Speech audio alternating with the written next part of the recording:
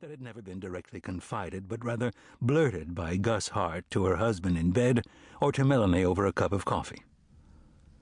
James cleared his throat and flipped the chopsticks around his fingers with dexterity. "What do you think?" he asked, smiling at Melanie. "Should I give it all up? Become a drummer?" Melanie flushed, as she always did when she was put on the spot. After years of sitting with a reference desk wrapped around her waist like a hoop skirt, concrete answers came easily to her. Nonchalance didn't. If James had asked, "What is the current population of Addis Ababa?" or "Can you tell me the actual chemicals in a photographic fixing bath?" she'd never have blushed, because the answers would never have offended him. But this drummer question? What exactly was he looking for? "You'd hate it," Melanie said, trying to sound flippant. "You'd have to grow your hair long and get a nipple ring or something like that." "Do I want to know why you're talking about nipple rings?" Michael Gold said, approaching the table. He leaned down and touched his wife's shoulder, which passed for an embrace after so many years of marriage. "Don't get your hopes up," Melanie said. "James wants one, not me." Michael laughed.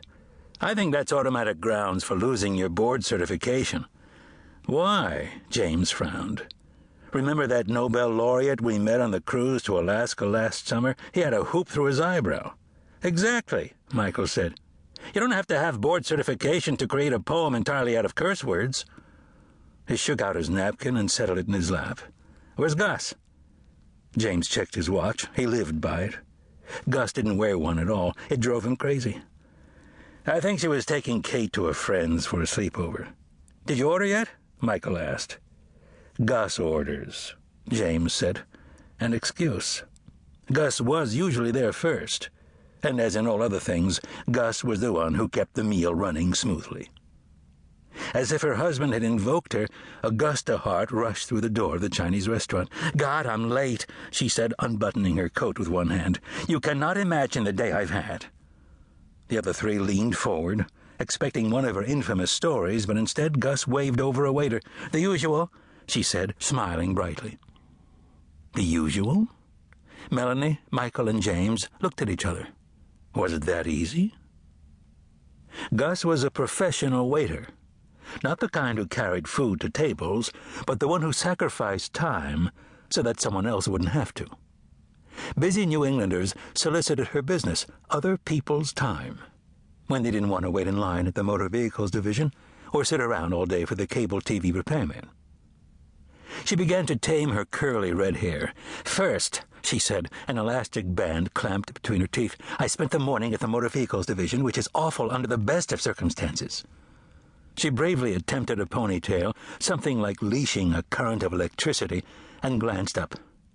"So I'm the next one in line, just in front of that little window, and the clerk, swear to God, has a heart attack, just dies on the floor of the registry." "That is awful," Melanie breathed. "Mm-hmm, especially because they closed the line down and I had to start from scratch." "More billable hours," Michael said. "Not in this case," Gus said. "I'd already scheduled a 2:00 appointment at Exeter." "The school?"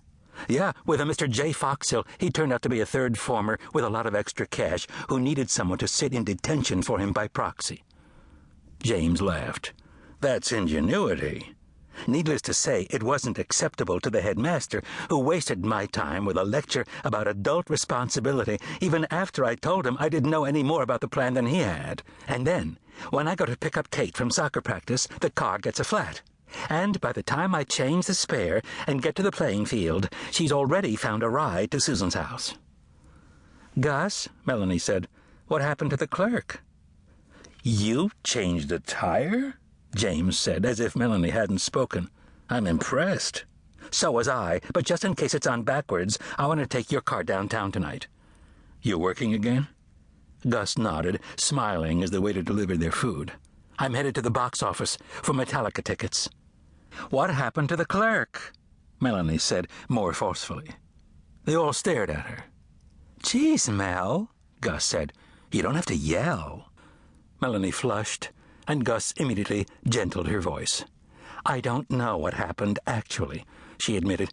"He went off in some ambulance." She spooned lo mein onto her plate. "By the way, I saw M's painting today in the State Building." "What were you doing in the State Building?" James